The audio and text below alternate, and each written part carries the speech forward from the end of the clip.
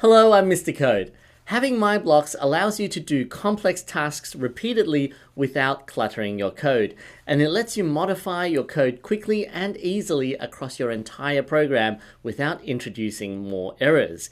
In Spike Prime projects, MyBlocks act similarly to functions in computing languages like Python or C++. For today's robot, I am going to use the LEGO Spike Prime Advanced Driving Base that you can find in the Spike app, but you can adapt the code to any robot. You can also download my code from my GitHub link in the video description. Let's have a look at our code. So over here, we have the start of our code. All you have to do is set your movement motors to the correct ports. Remember, the first port is your left motor port and the second port is your right motor port. So if you've built Advanced Driving Base, then it should be A and E. You should set the black reflect value to be the black color reflection, the black light reflect reading you get when you put your color sensor over the black lines on your FLL map. And then you set the white reflect reading to be when you position the color sensor over the white section of the FLL map. I've also made a note here that the black should be 10% higher than what you see in your sensor, and the white one should be 10% lower than what you see.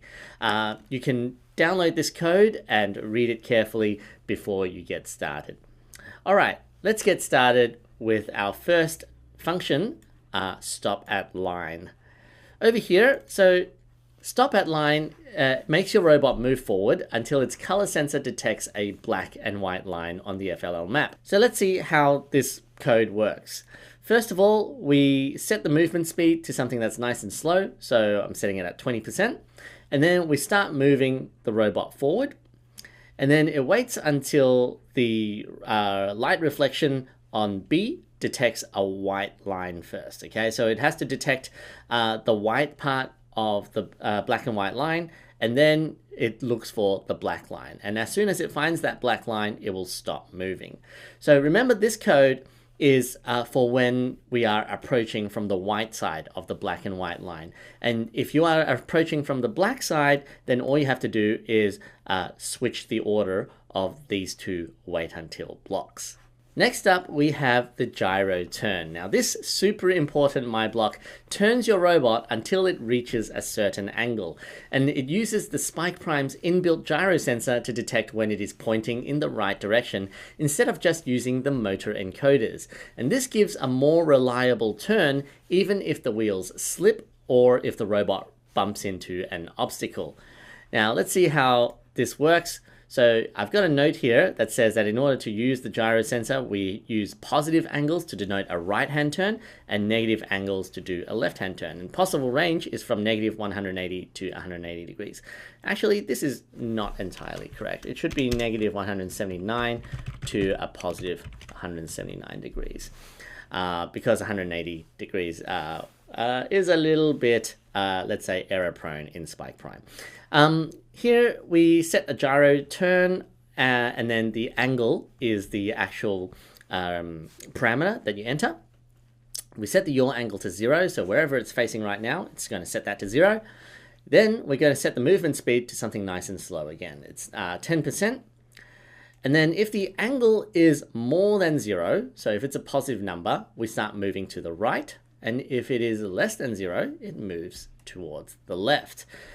And it waits until the absolute value of the yaw angle, which is your turning angle, is more than the absolute value of the actual angle. And once that is met, then we stop moving the robot.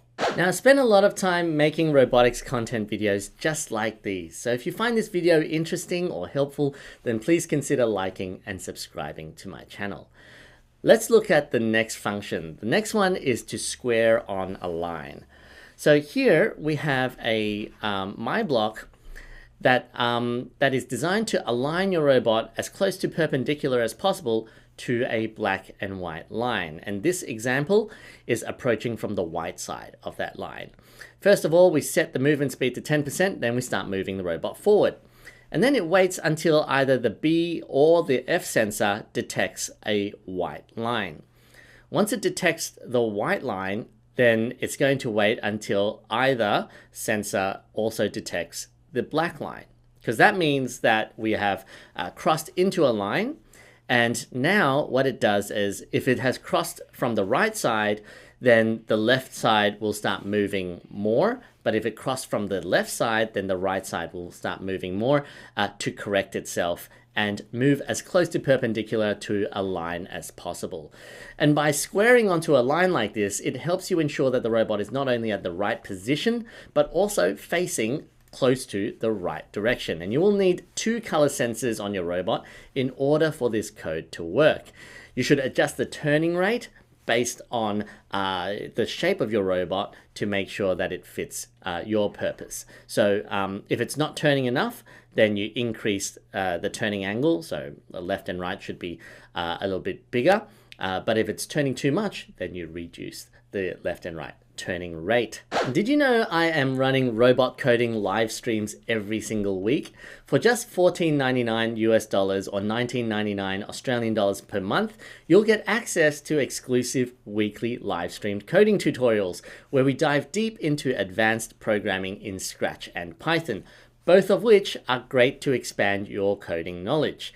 Now, these live sessions are perfect for anyone looking to take their skills to the next level, whether you're preparing for a competition or just love learning more about programming. If you're new to the channel, you will get access to hundreds of hours of past lesson replays.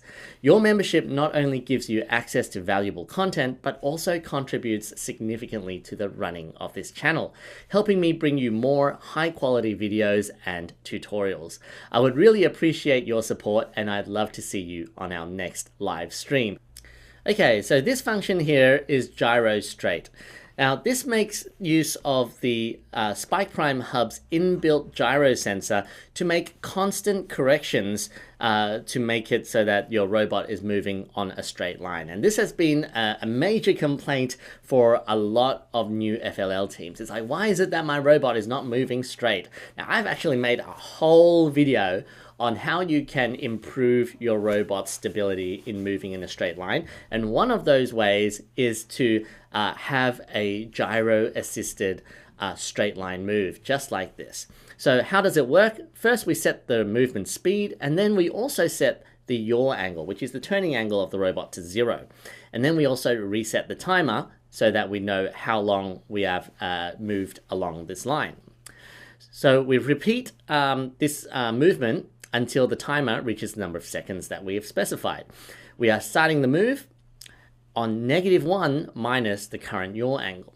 Now, why is it -1? Now, if you imagine that your robot is drifting towards the right, okay? If you're drifting towards the right, that means your yaw angle is increasing.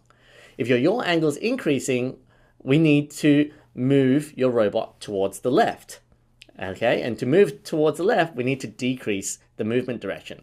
So that's why, as it's going to the right, we want to move the robot to the left. And then what's going to happen if it's drifting towards the left? Then the opposite happens. Okay, so if you're drifting towards the left and your yaw angle is moving to the negative, then negative times -1 is going to turn it into a positive, and then you'll drift back towards the right-hand side. And because this happens hundreds of times a second, this is going to make it so that your robot will move forward in a straight line, even if it bumps into something or is interrupted by an obstacle. Now, we have a second variation of this called Gyro Straight for distance. So here, this is the Gyro Straight for distance or motor degrees movement. It's almost exactly the same, but we also set the right motor's relative position to 0 degrees. Now, instead of moving based on the timer, we are going to, we don't even need the timer here then. Get rid of that. Because we don't need the timer, we don't need to reset the timer, and then we are only moving until the motor's relative position is bigger than the degrees that we have specified. Okay? And then the movement is exactly the same. The next block we're going to look at is line following. Now, in FLL, there are some seasons where following lines on the map can lead you more accurately towards your objectives. And to follow a line, your robot needs to decide which color sensor to use and which side of the line you choose to place your sensor. And this works best when you position your sensor right on the border of the black and white lines before running the function, because the bright colors of the map can affect the accuracy of following line code. Okay, so we reset the timer for this one, then we set the movement speed to 20%, and then we're repeating until the timer reaches the number of seconds that we have specified. And what's going to happen? We're going to use the color sensor at F for this example, and we are tracking the black line. If we are finding that sensor F is detecting a black line, then we move towards the right because we want to move on the right-hand side of the black line. But eventually it's going to drift off the black line and then not find the black line anymore. Okay, so then in that case, it's going to move back towards the left. And because this updates itself hundreds of times a second, then the net effect is that we are following a line. We have a variation of this where we use the motor degrees as well. So it's exactly the same principle, except instead of using the timer, we are going to follow a line based on the relative position of the right-hand side motor. So our 8th MyBlock isn't actually a MyBlock at all, but it is a mission increment strategy, okay? So by putting all of your missions in one program, your team can save time switching between missions by using a mission increment variable. And here we have a bunch of missions that trigger one by one in sequence when the left button of the hub is pressed, saving you precious seconds in your FLL robot game. So at the start of your program, you would set your mission variable to 1, for example, so that when you press the left button of your hub, it will broadcast mission 1 to your messages. And then when it receives mission 1, then this is what actually executes the run. So here, instead of writing just, running this where we run mission 1, you would actually have your whole mission attached to this event. Okay, and you would do that with all of your missions so that you don't have to waste time switching in between your programs on the hub, and this will make it so that your robot and your team moves more efficiently. Now, moving your robot proportionally based on your wheel rotations can make your robot reach its target distance more reliably than normal movement blocks, and faster than using acceleration and deceleration blocks. This code works by reducing the speed of the motors as you approach your target distance. To make your robot move to the target distance faster, simply increase the gain value, and to make it more gentle, you decrease the gain value. But in general, this function is going to make it so that your robot doesn't overshoot its target as often. So first we set the motor E's relative position, which is your right-hand side motor. Then we reset the timer, because we are going to attempt this move for a limited amount of time.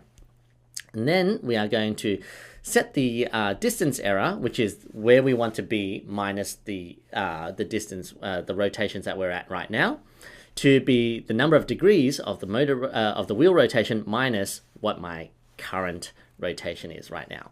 And then we set the movement speed to be the gain value multiplied by that distance error. Okay. After you've set that, we start moving forward, and then as you approach your target, the error will decrease, which also decreases your movement speed. And the net result is that you slow down as you approach your target so that you won't overshoot it or skid past the distance that you are trying to travel in. And then the other cousin to this is the proportional gyro turn. Okay, so the proportional turn is using the same principle, but instead of moving in a straight line distance, we are trying to move really accurately into a gyro turn. And then we decrease the speed of our motors as we approach the target angle. And this makes it so that your turns are a lot more accurate, and it makes it so that your robot can reliably turn towards the right angle all the time, run after run, without you having to worry about slipping and losing track. My Robotics Center Creator Academy is dedicated to teaching kids about coding and robotics. If your team is looking for coaching advice, we provide remote coaching, building, and coding assistance for teams all around the world. Visit www.creatoracademy.au or drop me a message to find out more. With these 10 coding MyBlocks, your Spike Prime robot will be more prepared than ever for your next FLL competition. If you have any ideas or suggestions for more MyBlocks, make sure you put it in the comments section below. I'll see you next time. Bye bye.